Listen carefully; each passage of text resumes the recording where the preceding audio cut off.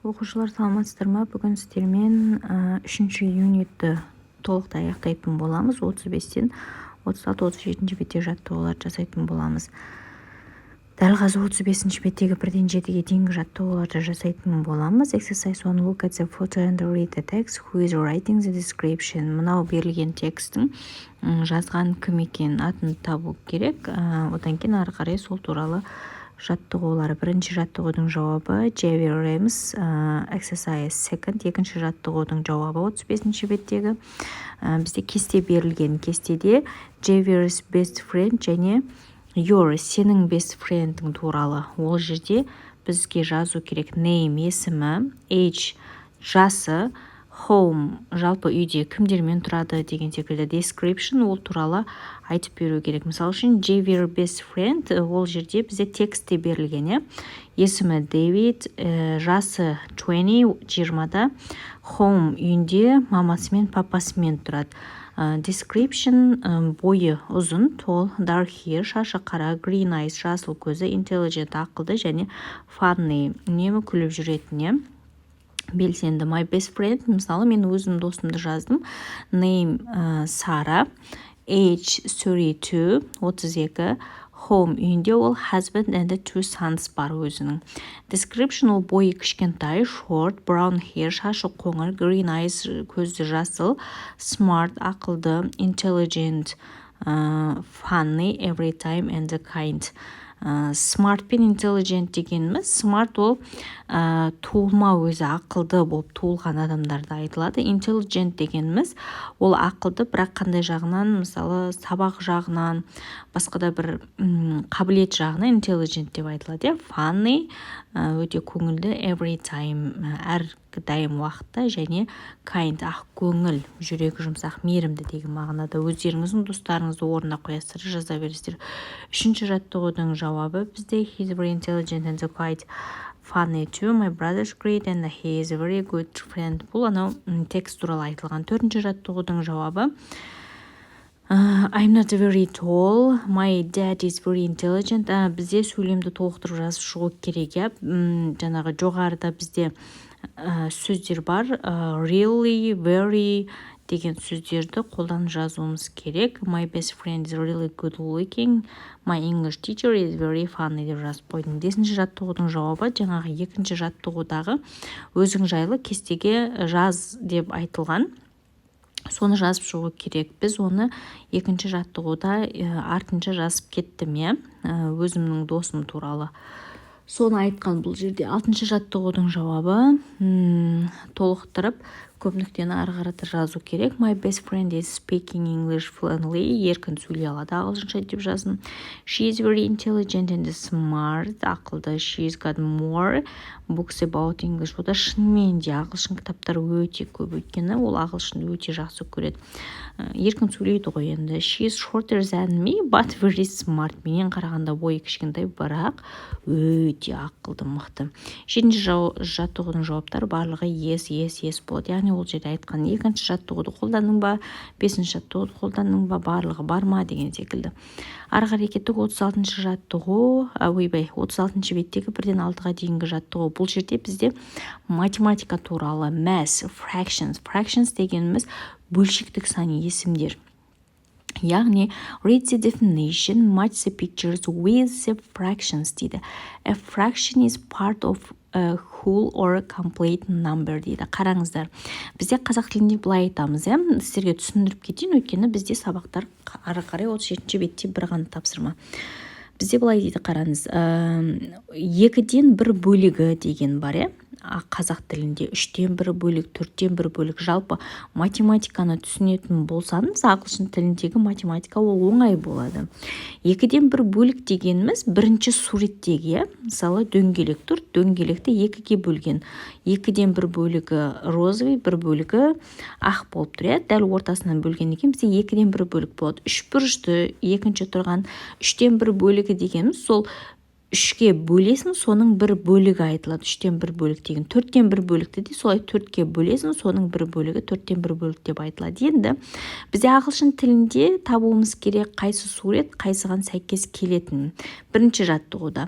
Екінші жаттығуда бізде дәл солай 2-ден 1 бөлік, 3-тен 4-тен 1 бөлік, 5-тен 1 бөлік, 6, 7, 8-ден 1 бөлік дегенді жалпы ағылшын тілінен қалай айтатынымызды бізге жазып кеткен, соны біз табуымыз керек. Қараңыздар.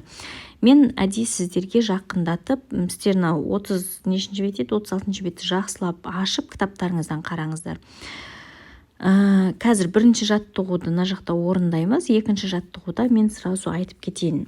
Мысалы, бізде бір бөлік дегенді, жалпы кез келген астындағы сандардың жоғарғысында тұратынды бір бөлігі деп айтылады. Соны ағылшын тілінде бір деген санды a және n артиклі арқылы айтамыз. Осы жерде ескертетін жайт қараңыздар. Егер ең астындағы санның жоғарғысындағы санның барлығы бір болатын болса, астыңғы санға бізде S жалғауы жалғанбайды. Мен жалпы негізі бұны шортста тоже түсіндіріп кеткем, жақсылап қарасаңыздар. Одан кейін, егер жоғарғы санда 2-ден ары қарай жоғарғы сандар болатын болса, мысалы 7-ден 4 бөлік, 8-ден 6 бөлік деген секілді сондай болатын болса, онда бізде сол 8, 6, 9 деген сандардың соңына не қойылады? S қойылады. Енді мына жерде қараңыздар. Бізде quarter деген сөз бар. Quarter дегеніміз жарты деген сөз. Яғни 4-тен 1 бөлікті 4 дегеніміз сол quarter деп айтылады. Жақсылап түсініп алыңыздар, кеттік ары қарай.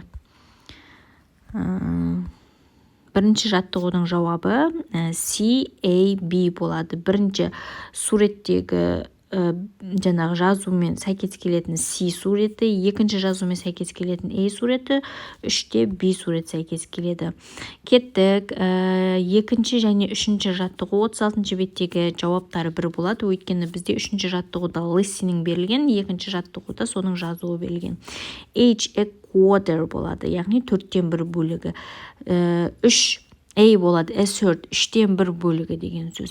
4E болады, S6, 6-тан 1 бөлігі. 5D болады, F5, 5-тен 1 бөлік. 6-да B болады, S7, 7-ден 1 бөлігі. 7-шісі F болады, N8, 8-ден 1 бөлігі. 8-шісі G болады, 3 quarters. 3 quarters, 4-тен 3 бөлігі. Жалпы сондай болу керек мына жерде. 3 quarters, 4-тен 3 бөлігі, 8-шісі, міне жақсылап қарап алыңыздар. Кеттік ары қарайғы жаттығуларды жасаймыз. 4-ші жаттығу бізде numerator дегенді 1 біріншісін айтамыз, denominator дегеніміз 8, яғни 8-дің біреуі дегенді, немесе 8 дегенді біз осы айтатын боламыз. Exercise 5-ші жаттығуда A болады.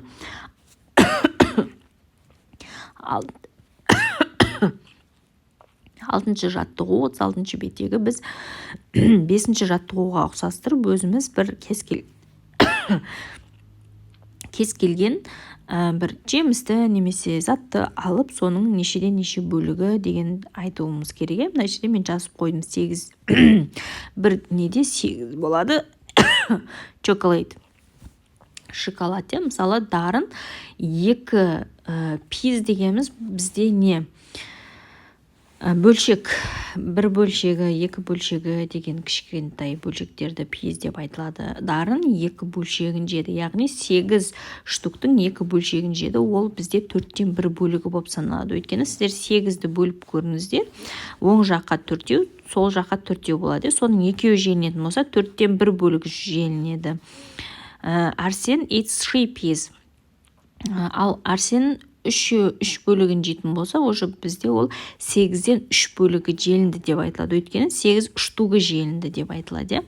Ал енді қалғаны they don't eat 8-ден 3 бөлігі of the chocolate, яғни бізде дарын 2 штугын жесе, Арсен 3 штугын жейтін болса, 2-ге 5-ті қосқан кезде 5 штугы желін кетті. Сонда бізде 8 штуктан неше штук қалды? 3 штук қалды. 2-еу 5-еуін жеп тастаған кезде сонда бізде 8-ден 3 бөлігін жемеді деген мағынаны білдіреді. Соңғы жаттығу 37-ші беттегі бірінші жаттығу, өзі жалғыз ғана осы жаттығу бар. Бұл жерде бізде не істеуіміз керек? Текстті оқып, сол тексттің астындағы дұрыс емес, false true табуымыз керек. Біріншісі, Батырхан Шүкенов began playing music when he went to Leningrad. Жауабы false болады, яғни дұрыс емес. He began playing music at school, not Leningrad. Яғни Ленинградта бастаған жоқ, ол мектепте бастады. Екіншісі, he started school in 1979. 1979 жылы мектепті бастады деп жазған, бірақ ол дұрыс емес, өйткені ол 1979 жылы finished, мектепті аяқтады. Батырхан played the bass guitar in a studio. Яғни A студиясында дұрыс емес, яғни false. A студиясында singer lead болды, ол гитар тартқан жоқ. Төртінші, Julia was a very popular song. Дұрыс, true. Ең алғашқы сол атақты Julia әні болған. Бесінші, Батырхан try to help children in Kazakhstan. Дұрыс, true. Алтыншы, UNICEF only works in Kazakhstan дейді. Ол дұрыс емес. Ол тек қана Қазақстанда емес, many countries around the world, әлемдегі барлық не бойынша жұмыс жасады. Жалпы біздің жаттығулар осы, түсінікті деп ойлаймын. Егер жаңағы сан есімдер fractions'ты түсінбесеңіздер, shorts'ты қарап қойыңыздар. Рахмет, келесі сабақ кезгенше сау болыңыздар. Біз 3-ші юнитті аяқтадық. Келесі сабақтарда 4-ші юнитті бастайтын боламыз. Менімен бірге болғандарыңызға рахмет. Сабақ ұнаса, достарыңызбен бөлісіп, пікірлеріңізді жазып кетіңіздер. Келесі сабақ кездескенше.